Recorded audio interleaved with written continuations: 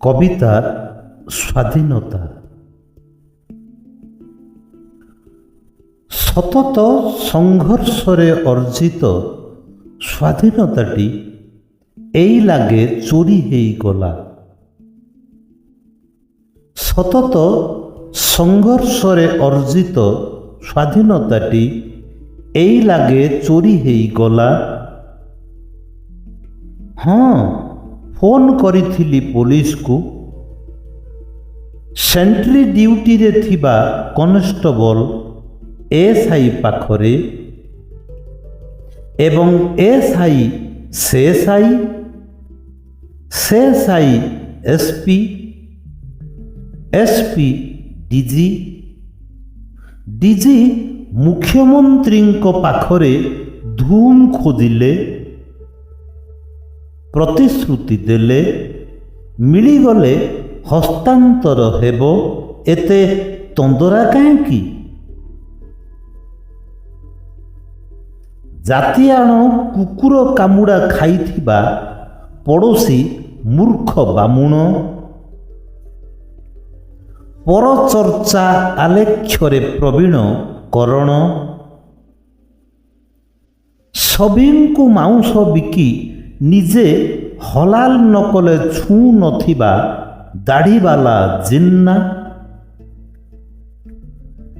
ଇସ୍ତ୍ରୀ ପୋଷାକ ତଳ ଈର୍ଷାଳୁ ଇସାଇ, ସମସ୍ତ ସଂଘହୀନ ଅହଂଜୀବୀ ଜେନେରାଲ, ସଭିଙ୍କୁ ପଚାରିଲି, ସଭିଙ୍କୁ।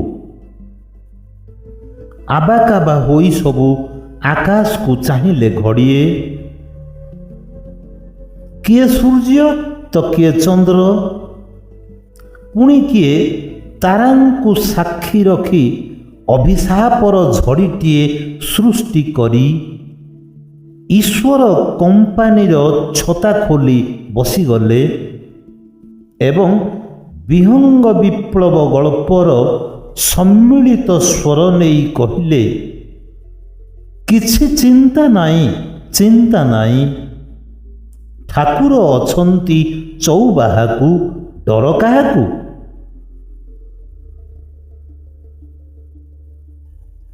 ଏଥର ସାଇ ସାଇ ବୁଲି ଘର ଘର ନିଜ ପର ସଭିଙ୍କୁ ପଚାରିଲି, ସଭିଙ୍କୁ। କିନ୍ତୁ କାହିଁ? ଅଭାବୀ ବିକ୍ରିର ବିଷ ଜ୍ୱାଳାରୁ ମୁକ୍ତି ପାଇଁ କୋବି ଫସଲରେ ଗାଈଗୋରୁ ଛାଡ଼ି ଝାଳ ପୋଛି ଫେରୁଥିବା ତଥାପି ସମ୍ମାନହୀନ ହୀନିମାନ ସନାତନ, ଝିଅ ବାହାଘର ଋଣ ପଇଠ ପାଇଁ ଶୁଣ୍ଢି ପ୍ରଧାନ ବାଡ଼ିରେ ରକ୍ତକୁ ପାଣି କରୁଥିବା କଞ୍ଚାଲଙ୍କା ମଳିକ, ଜେସିପି କି ହିଟାଚିର ପୁଳାଏ ଧୂଆଁ ମାଡ଼ରେ ଗାଁ ଦଣ୍ଡା ପାଖ ନଈବାଲିରେ ଛେତ୍କା ହେଇ ପଡ଼ିଥିବା ସନିଆ, ବରଜୁ, ଘିନୁଆ ଓ ନବଘନ, ସଭିଏଁ କହିଲେ, ସଭିଏଁ ଚିନ୍ତା କରନି, ଖୋଜିବା, ଖୋଜିବା।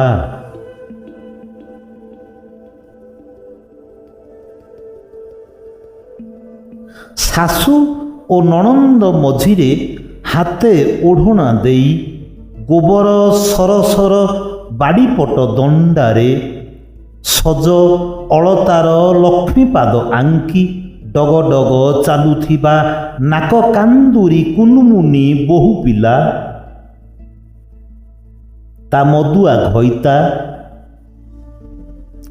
ବାଉରି ସାହି ଛକରେ ଗଛ ଛାଇରେ ଗୋଡ଼ି ପିଟୁଥିବା ତା ଅଶୀତପର ଶ୍ୱଶୁର ଏବଂ ଏମି ସ୍କୁଲ ବୟସର ଶୁକୁଟା ଦିଅର, ସଭିଏଁ କହିଲେ, ସଭିଏଁ କଷ୍ଟର କୃଷ୍ଣ ନିଶ୍ଚୟ ଫେରିବ ଆଜ୍ଞା, ଥୟଧର, ଥୟଧର, ଅଥୟ ହୁଅନି।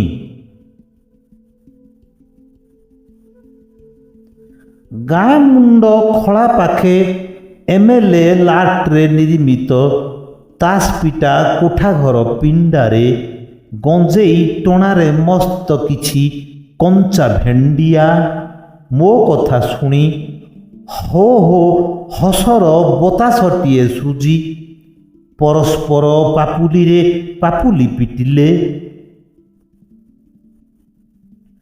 ଫି ସପ୍ତାହରେ ସହରରେ ଇଣ୍ଟରଭ୍ୟୁ ଦେଇ ଫେରୁଥିବା ତମ୍ବା ରଙ୍ଗର ଯୁବକ କହିଲା, ହଁ ହଁ ଅନେକ ଥର ଭେଟିଛି, ତାକୁ ଭେଟିଛି।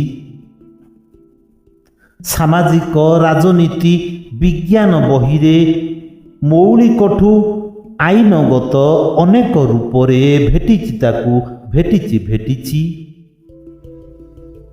ଏଠି ନୁହେଁ, ପାଠାଗାର ପୁସ୍ତକରେ ଅଛି, କଡ଼ା ଅକ୍ଷରରେ ହାବୁଡ଼ି ପଡ଼ିଛି।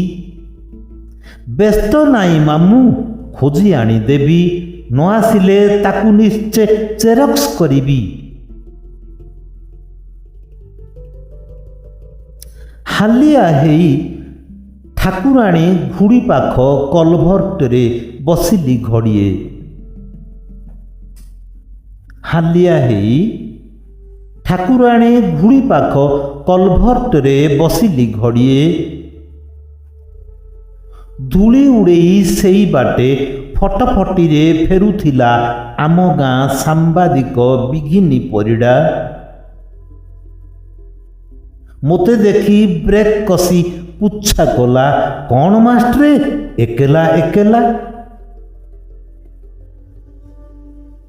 ପାଣୁ ରାଧୁ କି ଅଗାଧୁ ମିଳିମିଶି କୁକୁର କହିଲେ ବୋଲି କାନ୍ଧରୁ ଓହ୍ଲେଇ ଦେଲ ଏଡ଼େ ବଡ଼ ବୋଦା।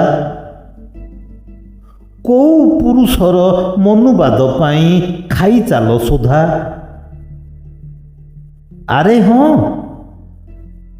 ତମେ ଖୋଜୁଥିବା ସ୍ୱାଧୀନତାକୁ ରାଜନୀତି କଂସେଇ ଖାନାର ବାହିରେ ଝୁଲୁଥିବା ଦେଖିଲି। ଭୋଟର କାର୍ଡଧାରୀ ଦଳ ଦଳ ଲୋକ ତା ଛାଲ ଛଡ଼ା ତଳମୁହାଁ ମୁର୍ଦ୍ଦାରକୁ ଚକ୍ରାକାରେ ବେଢ଼ି ହୋ ହୋ ହେଉଥିଲେ। ମୁଣ୍ଡ, ପଞ୍ଜିରା, ଫଡ଼ିଆ, ବିଚା, କଲିଜା, ପୁଟା, ଚମଡ଼ା, ଶେଷକୁ ମାଟି ଭିଜା ରକ୍ତ ସବୁ ଭାଗବଣ୍ଟା ହେଉଥିଲା।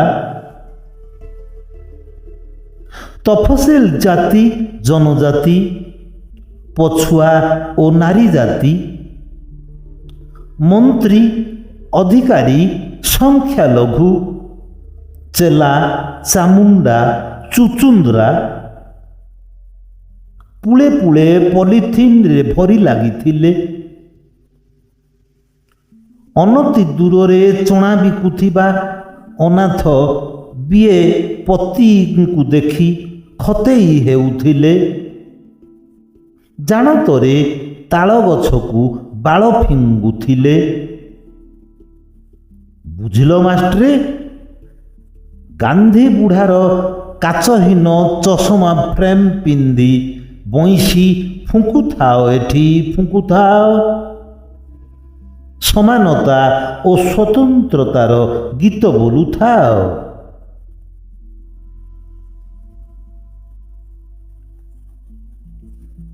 ଆମେ ତ ଭାଗ୍ୟବାନ ପିଲାରେ